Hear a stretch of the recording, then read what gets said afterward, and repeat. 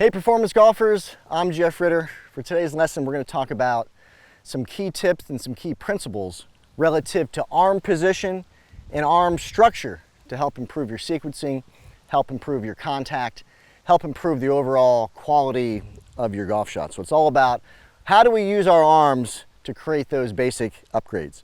Well, the first thing I want to talk about is your lead arm position and your lead hand position and where they need to be in the address position to help you create more compression through your golf shots. So your lead hand as a golfer, this is your primary connection point to the golf club. And if we believe that to be true, we could say that our lead shoulder would be the center of the circle. If my shoulder is the center of the circle, right below my shoulder would be the bottom of the circle. So when you make a golf swing, we're trying to turn into the backswing, we're swinging our arms, we're hinging our wrists. As we're moving back to the golf ball, we're trying to get the shaft of the club in the lead arm to line up again right underneath this lead shoulder. And you can see how, if I do that, the low point of the circle is well forward of where I have this golf ball. So when there's a golf ball on the ground, we're trying to hit a little bit down on the ball. We're also trying to make sure that the shaft is meeting the ball with a little forward lean, because the golf club is actually built with a little forward lean.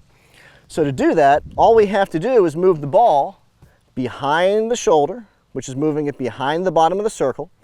If I keep my hand off my heel, or if I keep the handle off my heel, then you can see how my wrist here is right beneath my shoulder. The ball is behind that swing center. I've got a little forward shaft lean. Now when I'm meeting the ball, I'm capturing the ball first, I'm taking my divot second, and that's the first thing that we need to start compressing our golf shots. So once we have that component of compression, by getting the handle off the heel and the ball a little bit back of the swing center, next thing we want to talk about is the importance of this trail arm relative to creating a nice plane to your golf swing. So your golf club is built on a little bit of an angle, and the angle the club is at address is the same angle we like to see it at the top of the swing. How you position your trail arm is going to make that easy, or it's going to make it difficult. If you set up with your trail arm too high, with your palm looking down at the golf club and the elbow pointing away from the target, your takeaway is going to go back with this club working on a very steep angle.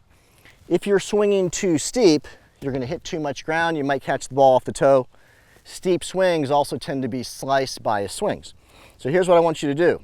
Once you have the handle off your heel, take that trail arm and pretend that you're going to make a little bicep curl in the gym.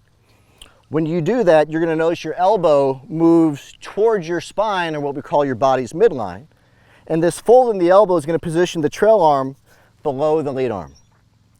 From here, notice how I can rotate my hand independent of my elbow posture. So all I'm going to do from this bicep curl position is turn my hand so my palm faces the target, my right hand's going to feel like a second club face, and now I have handle off the heel with trail arm under.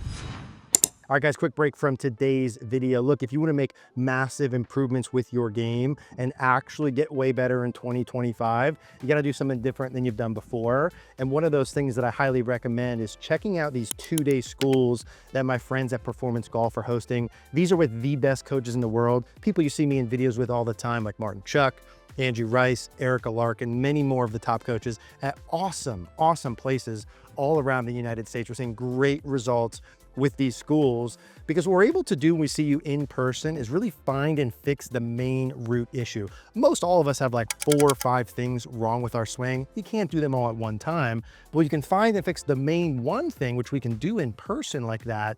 We're able to make massive improvements. I'm talking like maybe 2 years of improvements in only 2 days. So if you're looking for something to really fast track your improvement, this could be the thing that could take you to the next level. We'll put a link in the description down below. Check it out, see if there's a spot available in a location that works for you. So if I had a ball right here that I was ready to throw, and I created this posture with my trail arm, you're going to see a little bit of a hinge cocked backwards in my wrist and also a gentle fold of my elbow. Now this arm is in perfect position as it swings to have those joints increase their range of motion as I swing that hand over my trail shoulder, and notice how my palm is on about a 45-degree angle. So if my palm's on about a 45-degree angle and I'm using these joints correctly because of that setup posture, then the club shaft at the top is going to be on about a 45-degree angle. If my golf club is on plane, a lot of good things happen. I'm going to hit the right amount of ground instead of too much or not enough. I'm going to hit the center of the face versus the toe or the heel. The swing path is going to be more at the target versus right or left, and the club face wants to naturally square up into the back of the ball as opposed to being open or closed. So handle off heel, trail arm under, trail arm is setting the plane. So now we got compression. We also have a little bit of solid contact and direction. I think it's really valuable to have your elbows inside the confines of your rib cage. So when golfers get themselves in trouble, their elbows are separating and their elbows are driving too much behind the seams that run down your shirts on either side of your body. And what that does is, again, it affects contact, it affects speed, it affects sequencing. The best players have good harmony, good sequencing between arm swing and body pivot. So you got the handle off the heel, you got the trail arm under. Now I want you to take your elbows and gently squeeze them together. This is a great training aid. There's a lot of them out there. Something you can put between your arms to create a little gentle pressure throughout the swing. So I've got some pressure between my arms, handle off the heel, trail arm under. I can squeeze that ball, I can squeeze that ball, I can squeeze that ball. By squeezing the ball, my arms are staying inside the confines of my rib cage. I'm creating better sequencing with this club that is now swinging on a better plane and also compressing the golf ball. The next thing I want you to be able to do, as you're feeling that squeeze between the elbows, is also feel a little gentle pressure between your armpit, which is connecting the inside of your arm and the side of your body. We call it closing up the armpits. So I should be able to take a glove and put it underneath both arms. In the golf swing, we have these pressure points, right, that exist in our grip, but they also exist between our arms and our torso, right? So one pressure point is the lead arm connecting to the lead side. The other pressure point is the trail arm or armpit closing up against the trail side. So you could take some tees, you could put a couple gloves underneath your arms like this. But again, here we go.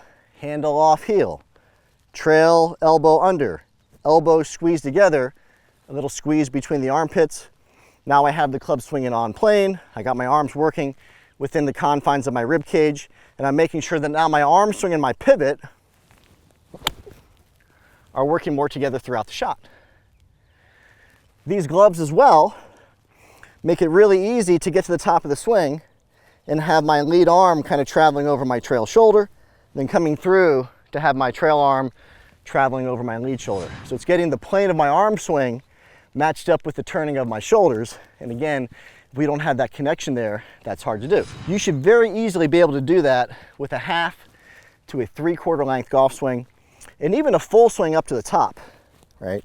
You can see I'm not taking my elbow and keeping it against my body.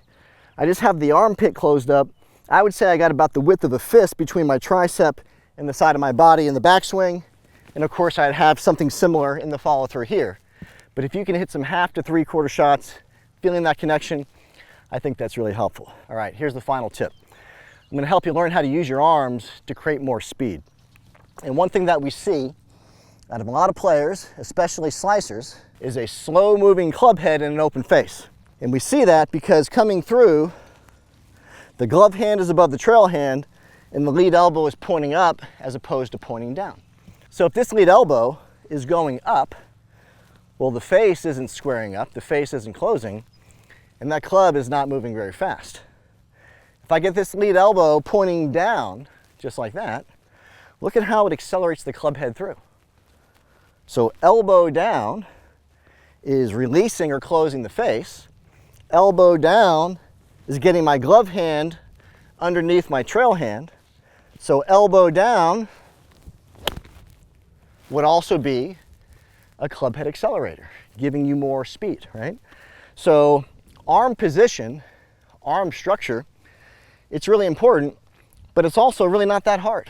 These are things that I share with every single student that comes in the door. We're either giving them a setup adjustment, we're giving them an arm structure adjustment, we're giving them a connection adjustment relative to pressure. We're helping them organize their arms to make the club swing on a better plane, and we're also learning how to use the arms to make the golf club swing faster so the golf ball travels farther. Easy things to do, give them a try one at a time. I know they're really gonna help. So thanks so much for joining us. If you enjoyed today's video, do us a favor, subscribe to the channel, give us a like, leave those comments below. Until next time, best of luck with your game.